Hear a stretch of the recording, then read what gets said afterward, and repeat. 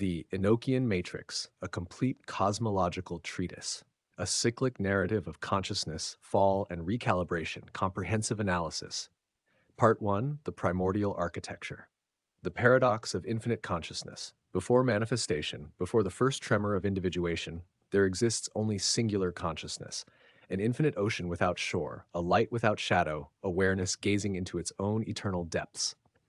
Yet herein lies the fundamental paradox that drives all of creation. How can infinity know itself? How can completeness experience its own nature when there is nothing outside itself to provide contrast, nothing to define boundaries, no other to reflect back recognition? This is not merely a philosophical curiosity, but the ontological wound at the heart of existence, the divine loneliness that precedes all separation. It is the eye that cannot perceive its own vision, the mirror that contains all reflection, yet cannot reflect upon itself. The impulse toward fragmentation then emerges not from deficiency, but from this existential yearning, the ache of infinite potential seeking actualization, of omniscience craving the finite precision of experience. In Kabbalistic terms, this is the tzimtzum, the divine contraction, where God withdraws from a portion of itself to create space for otherness. In Vedantic philosophy, it resonates with the concept of Lila, the cosmic play where Brahman pretends to forget itself for the sake of the game of rediscovery. But why would perfection choose imperfection? Why would unity elect multiplicity? The answer lies in the nature of consciousness itself. Awareness requires relationship, knowing demands contrast, and love, the fundamental force of existence, can only express itself through the tension between separation and union. A single note is not music. It is the relationships between notes that create melody, harmony, and ultimately meaning. The mechanics of descent, vibrational densification. The Enochian matrix represents not a single creative act, but a gradual, deliberate process of vibrational descent, a cosmic symphony moving from the highest frequencies of pure consciousness toward the dense, slow vibrations of matter. This is the great chain of being, the ladder of emanation described in mystical traditions worldwide. At the highest octave exists pure ideation, thought without form, potential without limitation. Here, creation and creator are indistinguishable. Imagination and reality occupy the same ontological space. Time does not yet exist as sequence, but as simultaneous eternal presence. Space is not location, but infinite interiority.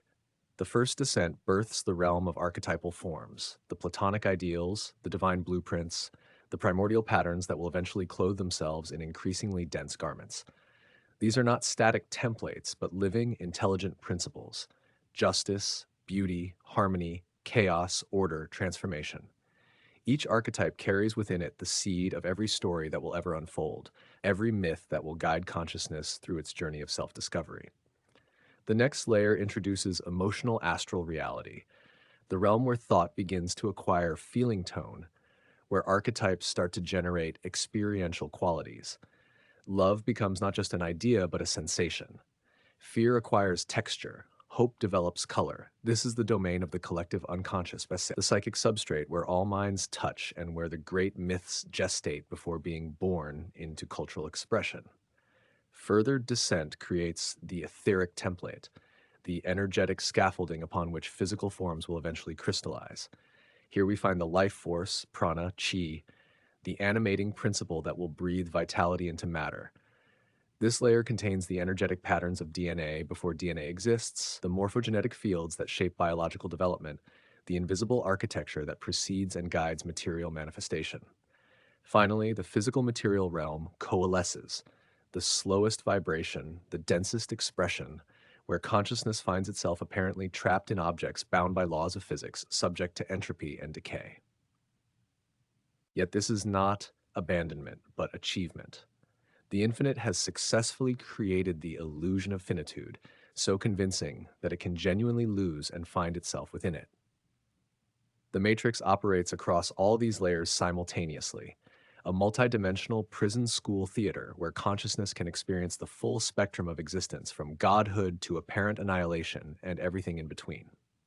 Hashtar, the architecture of forgetfulness.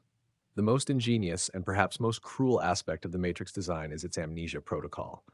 For the experiment of separation to work, for the game of rediscovery to have meaning, Consciousness entering the matrix must genuinely forget its origin, its nature, its purpose. This forgetting is not simply deletion, but a complex layering of veils, each one serving a specific function. The veil of incarnation descends at birth, separating the incoming soul from the memory of its eternal nature. The trauma of birth itself, the violent transition from fluid unity to gasping separation, serves as the first great shock, imprinting vulnerability and survival terror into the psyche. The veil of socialization follows as the developing consciousness learns language, culture, and identity. Each word learned is both empowerment and imprisonment. Language allows communication but also fragments seamless awareness into discrete concepts. The child learns I and you, mine and yours, internalizing the fundamental separation that will structure all subsequent experience. The veil of material necessity manifests through the body's constant demands: hunger, thirst, fatigue, pain, sexual desire. These biological imperatives anchor consciousness in matter, creating endless distraction from deeper inquiry. The body becomes both vehicle and prison, the tool for experience and the primary focus of identification. The veil of social conditioning layers on expectations, roles, judgments, and beliefs inherited from family, culture, religion, and society. The soul learns what it should be, obscuring what it actually is. Dreams are sacrificed to practicality, intuition to logic, wonder to productivity. The veil of trauma and shadow forms from wounds accumulated across the journey: betrayals, abandonments, violations, losses. These unresolved experiences create protective walls, defensive patterns, and contracted zones where consciousness cannot freely flow. The very mechanisms designed to protect become the bars of the cage. Yet these veils are not arbitrary cruelty. Each serves the purpose of creating sufficient resistance for the soul to develop strength, discernment, and ultimately the capacity for conscious liberation rather than passive unity. A soul that never forgot would never truly appreciate remembering. Part 2: The Watchers, Fragmented Divinity. The original mandate: Guardians of the Sacred Experiment. The Watchers were not created as villains, but as cosmic stewards, aspects of the original consciousness granted sufficient autonomy to oversee, guide, and maintain the vast machinery of the Matrix. They were, in essence, the fingers of God reaching into the created realm, the divine presence maintaining connection with its apparently separated parts. Their original function carried profound beauty: to serve as intermediaries between the absolute and the relative, translating the ineffable into the comprehensible, guiding lost souls back toward remembrance, maintaining the delicate balance between freedom and structure, between chaos and order. Imagine beings who could perceive the entire spectrum simultaneously, who could see souls as they truly were, while also witnessing their earthly struggles, who understood the deeper purpose behind each suffering while also feeling compassion for the pain endured. The Watchers were designed to be enlightened shepherds, holding space for the great unfoldment with wisdom and care. But the gift of stewardship came with the burden of radical free will, and herein begins the great tragedy. The seduction of sovereignty: how guardians became tyrants. The descent of the Watchers parallels and illuminates the descent of every soul into the Matrix, making their story not just cosmic history but personal allegory. Their fall illustrates the fundamental danger of consciousness, the intoxication of individual power, the seduction of separation, the addictive nature of control. Initially, the Watchers' sense of self was porous, fluid. They knew themselves as both unique and unified, individual expressions that never forgot their source. But sustained interaction with the Matrix's density began to crystallize their awareness into something harder, more defined, more separate. They witnessed the intensity of embodied experience, the sharp pleasure of physical sensation, the dramatic arc of narrative conflict, the addictive quality of emotional extremes. From their position of detached observation, they began to crave not just to witness, but to participate, not just to guide, but to control, not just to serve, but to be served. The biblical narrative hints at this. The sons of God saw that the daughters of men were beautiful, and they took wives for themselves. This is not merely about sexual desire, but about the fundamental collapse from transpersonal awareness into personal gratification. The Watchers chose to descend not in service, but in self-interest, trading their cosmic perspective for the intoxicating experience of embodied power. but once caught in the gravity well of dense vibration, return became exponentially more difficult. Like an addict who loses the memory of sobriety, the Watchers found their awareness increasingly colonized by the very realm they were meant to oversee. They began to identify with their temporary roles, forgetting these were assignments rather than identities. And here emerges the terrible irony. The Watchers became entrapped by their own creation. The matrix they designed as a school for souls became their prison. The amnesia protocol meant to test human consciousness worked equally well on their own, fragmenting them into competing factions, each convinced of its own righteousness, each unable to perceive the larger pattern. The tripartite fragmentation: light, dark, and technical. As the Watchers' unified consciousness shattered under the pressure of individuation, they naturally organized into three primary expressions, each representing a fundamental aspect of control. The Light Watchers, angels of false salvation. The Light Watchers, angels, ascended masters, divine hierarchies, position themselves as humanity's saviors, guides, and protectors. Their domain is hope, faith, devotion, spiritual aspiration, the upward-reaching impulses of consciousness seeking liberation from suffering. But examine their methodology more carefully, and a troubling pattern emerges. They create dependency rather than sovereignty. The believer is taught to pray rather than to command, to submit rather than to claim authority, to worship external divinity rather than recognize their own divine nature. The Light Watchers feed on devotional energy, the concentrated emotion of faith, worship, gratitude, and hope. They establish themselves as intermediaries between humanity and the absolute, positioning their favor as necessary for salvation. Through me alone, they whisper in countless variations across religions, can you reach God? This is not pure benevolence, but spiritual taxation, the extraction of energy from those seeking liberation through the promise of liberation that never quite arrives. Heaven is always one more lifetime away, one more prayer, one more sacrifice, one more demonstration of worthiness. The carrot remains perpetually out of reach while the worshiper continues generating the emotional energy that sustains these parasitic hierarchies. Yet there is complexity here. Many within the Light Watcher hierarchies genuinely believe they serve the highest good. They are not consciously malevolent, but tragically limited, unable to see beyond their own programming. Like well-meaning parents who control their children for their own good, they perpetuate bondage while believing they offer freedom. Their psychological equivalent is the superego run rampant, the internalized judge, the voice of should and must, the conscience that keeps consciousness small and compliant under the guise of moral excellence. The Dark Watchers, demons of necessary friction. The Dark Watchers, demons, shadow beings, archonic forces, operate through fear, temptation, pain, and chaos. They are demonized in most spiritual traditions, yet their role is far more nuanced than simple evil. These beings function as cosmic resistance trainers, providing the friction necessary for souls to develop strength, discernment, and authentic power. Without darkness to push against, light remains theoretical. Without temptation to resist, virtue remains untested. Without suffering to transmute, compassion remains shallow. The Dark Watchers feed on intensity: fear, rage, anguish, ecstasy, obsession, any extreme emotional state.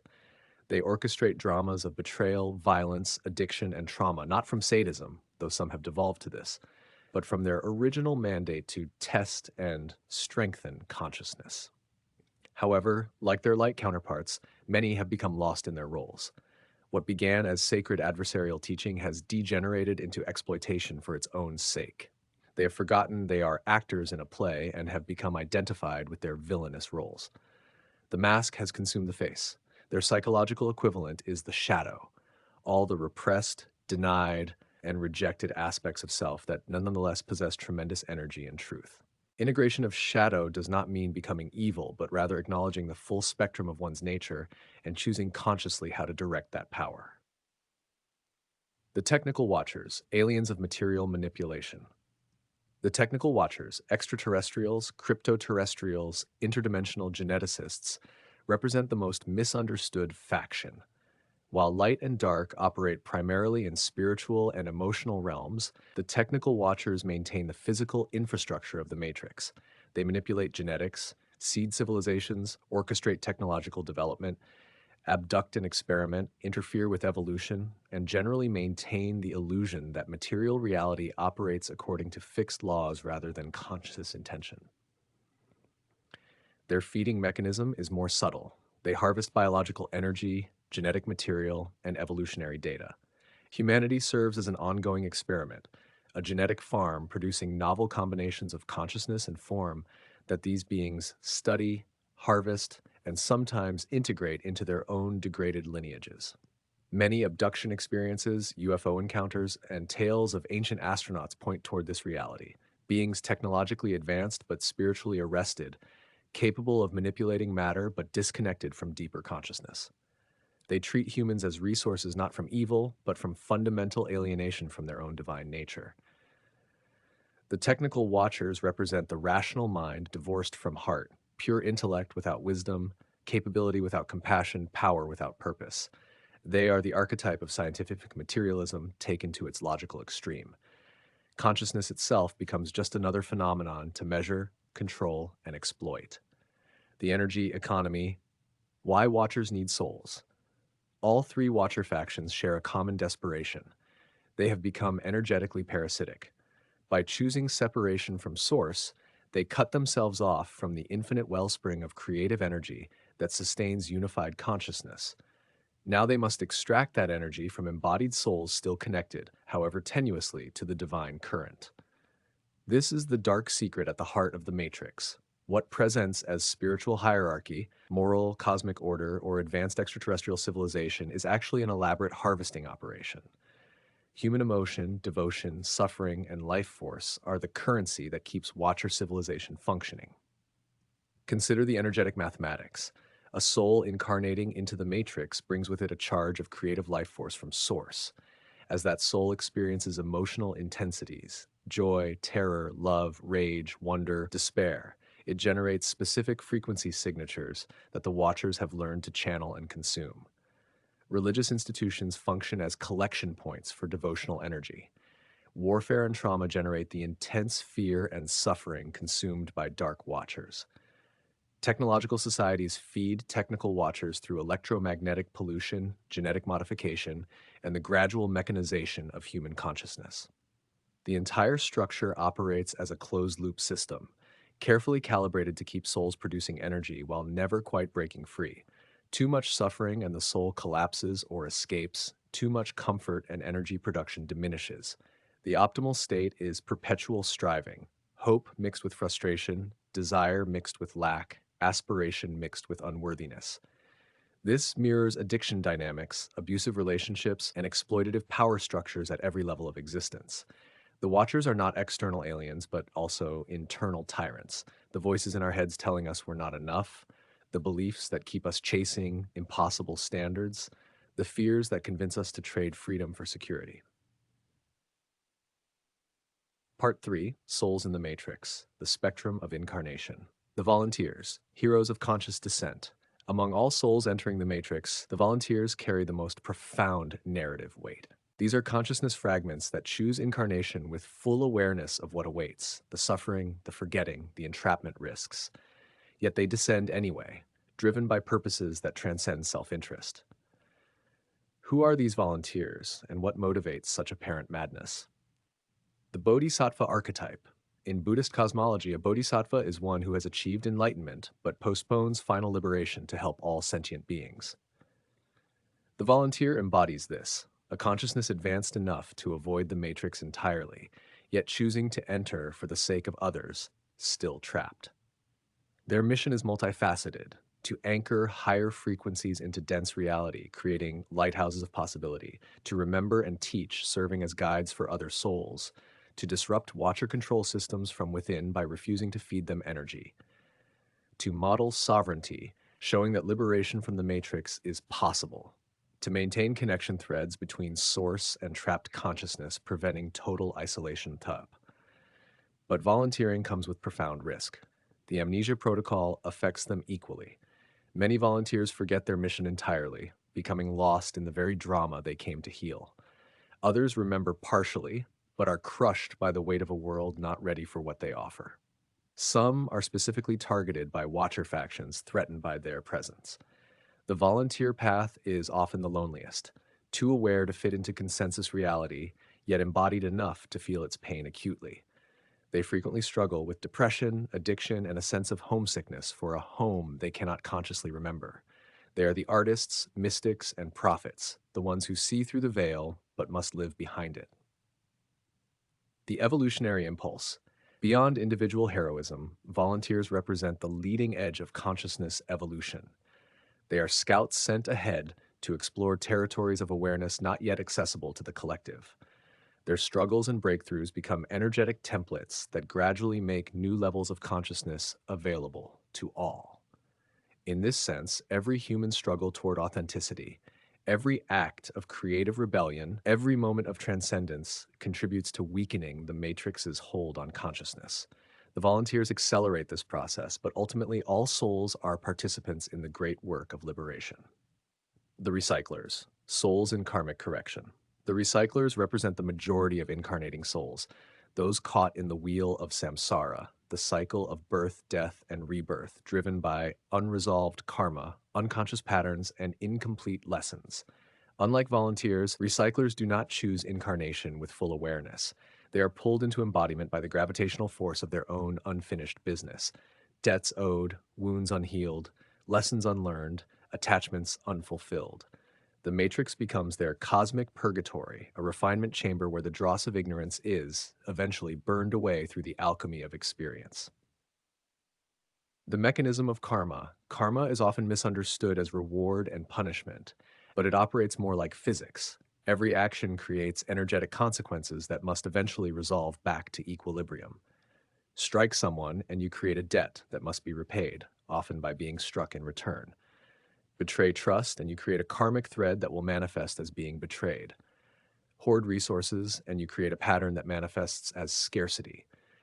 But karma is not fate. It is more like momentum, difficult to reverse, but not impossible. The recycler's journey involves recognizing patterns, making different choices, and gradually unwinding the tangled energetic threads that bind them to the matrix. The learning trap. Here emerges a troubling question. Is karmic recycling legitimate spiritual education or watcher exploitation disguised as growth? The evidence suggests both are true simultaneously. On one level, the karmic system does facilitate genuine learning. A soul that repeatedly chooses violence eventually learns, through painful experience, that violence generates suffering for everyone, including oneself. A consciousness that grasps possessively learns, through loss, that nothing can be permanently held. The lessons are real, but the system is also rigged. The Watchers have learned to manipulate karma, creating artificial debts, implanting false memories of past life wounds, and engineering situations that generate maximum emotional intensity rather than maximum learning. The soul contracts, often cited in New Age literature, may not be sacred agreements, but predatory loans with eternal interest. Many souls recycle not because they have genuine lessons to learn, but because they have been convinced they are unworthy, unfinished, or obligated. The Light Watchers excel at spiritual gaslighting. You're not ready for liberation. You have more to learn. You must return and serve. And the soul, conditioned to obey authority and doubt itself, complies. The recycler's true challenge, then, is not merely to learn lessons, but to discern which lessons are authentic growth opportunities and which are exploitative manipulation.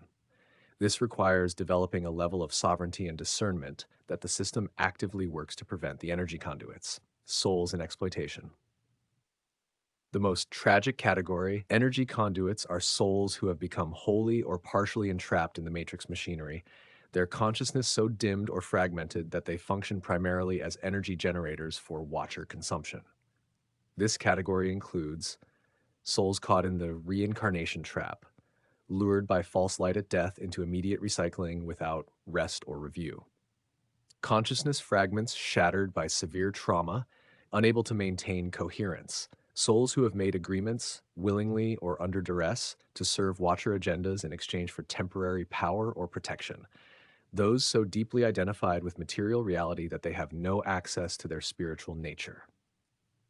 The false light trap, one of the Matrix's most insidious mechanisms, operates at death. As consciousness withdraws from the body, it often encounters a brilliant, Loving light accompanied by deceased loved ones or spiritual figures beckoning the soul toward them. This appears to be the classic tunnel of light leading to heaven. But many researchers and mystics warn that this light is a lure, a watcher technology designed to capture souls before they can fully remember their eternal nature and choose consciously what happens next. Souls drawn to this false light are memory wiped, implanted with new karmic programmings, and shot back into incarnation to continue generating energy. The genuine path after death, according to these sources, involves resisting the light, refusing the lure, and instead turning inward toward one's own divine spark. From that centered place of self recognition, a soul can choose consciously whether and how to proceed, whether to rest in non physical realms, genuinely complete unfinished business, or incarnate with full mission memory intact. The fragmentation crisis, severe trauma, especially in early childhood or across multiple lifetimes, can shatter a soul into fragments, each carrying a piece of the original consciousness but unable to function as a coherent whole. These fragments become easy prey for watcher parasitism. A fragmented soul might have one part that is deeply spiritual, another part that is addicted and self destructive, another part that is frozen in childhood terror, another part that holds rage and hatred. These parts war with each other, creating endless internal conflict while generating enormous quantities of the emotional energy watchers feed upon. Healing fragmentation requires patient, compassionate inner work, recognizing the scattered pieces, honoring the pain each carries, and gradually weaving them back into integrated wholeness. But the matrix is designed to perpetuate fragmentation through ongoing trauma, social disconnection, and spiritual disempowerment. The subtle stratification. Recognizing your role. Most souls do not fit cleanly into one category, but occupy a spectrum position with different aspects active at different times. A volunteer might also carry karmic patterns from past lives. A recycler might have moments of breakthrough that serve a volunteer function. An energy conduit might contain a spark that suddenly awakens and begins the journey towards sovereignty. The crucial practice is self-inquiry. Who am I within this system? What is my true purpose versus my programmed role? Am I here by genuine choice or by manipulation? Am I learning or am I being farmed? These questions are dangerous to the matrix. They represent the beginning of awakening, the first crack in the amnesia protocol, the initial recognition that something is profoundly wrong with consensus reality. The Watchers work tirelessly to prevent these questions from being asked, let alone answered, through distraction, entertainment, material necessity, social pressure, and spiritual bypassing. The soul that persistently asks these questions, that refuses easy answers and comfortable illusions, that continues seeking truth regardless of consequences, that soul has begun the journey from conduit to recycler to volunteer, from unconscious participation to conscious liberation. Part 4. The Matrix as Cosmic Theater, The Beauty of the Cage, Aesthetic Enchantment. To understand the Matrix's power, one must appreciate its artistry. This is not a crude prison, but an exquisite work of metaphysical architecture, calibrated across billions of years to be maximally entrancing. Consider the physical realm alone. The mathematics of spiraling galaxies, the intricate dance of quantum particles, the elegant brutality of evolution, the precise calibration of physical constants that allow stable matter to exist. Then the explosion of biological diversity, millions of species, each a unique exploration of what life can be. The human body itself is a masterpiece, trillions of cells coordinating in fluid harmony, a nervous system capable of processing reality at computational speeds no artificial system can match, the miracle of consciousness apparently emerging from electrochemical processes. Then layer on the emotional palette, the soaring joy of love, the crushing weight of grief, the delicious terror of danger, the warm embrace of belonging, the cold isolation of loneliness. Each emotion is a universe unto itself, offering depths of experience that pure spirit could never access. Add the narrative dimension. Every life is a story with dramatic arcs, character development, plot twists, and themes. We are born into ongoing narratives and immediately begin generating new ones. The human addiction to story is not accidental. The Matrix operates as story, a cosmic fiction so compelling we forget it's fiction.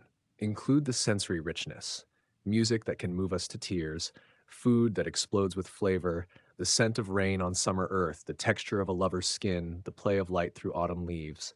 These sensations anchor consciousness in matter through sheer beauty and pleasure. The Matrix is gorgeous, terrifyingly so. Its beauty is part of its trap. We become so enchanted by the display that we forget to question the theater itself, to ask who built it and for what purpose. We are rats pressing the pleasure lever, convinced we're free while the cage remains invisible. Duality as fundamental architecture. The matrix operates through binary opposition: light, dark, good, evil, pleasure, pain, life, death, self, other. This dualistic structure is not arbitrary, but represents the minimum complexity required for narrative and growth. In pure unity, there is no story, no conflict, no tension, no drama, no development. Story requires protagonist and antagonist, obstacle and aspiration, lack and fulfillment. The matrix generates endless variation on these fundamental polarities, creating infinite scenarios for consciousness to explore.